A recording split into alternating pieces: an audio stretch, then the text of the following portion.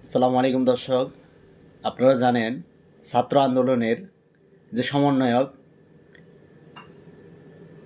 নাহিদ ইসলাম, যিনি উপদেষ্টার পদে ছিলেন, স্বেচ্ছায় নিজে ইচ্ছাকৃতভাবে সেখান থেকে পদত্যাগ করে কিংবা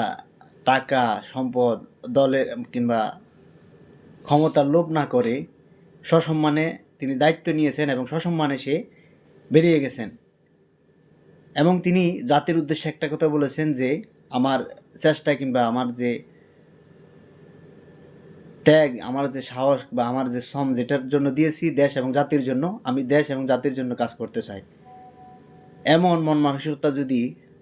যে যারা রাজনৈতিক নিয়ে কিংবা বিভিন্ন পদে মন্ত্রী এমপি যারা বিভিন্ন দায়িত্বে আছেন কিংবা বিভিন্ন দায়িত্বে যান, তাদের ভিতরে যদি চিন্তা চেতনা থাকতো কিংবা মন মানসিকতা থাকতো, লোভ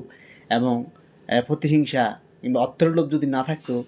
তাহলে এমন একটা দেশ এমন সুন্দরভাবে কিংবা পরিচালনা করা কিংবা একটা দেশকে এগিয়ে নিয়ে যাওয়া কখনো অসম্ভবের কিছু নেই।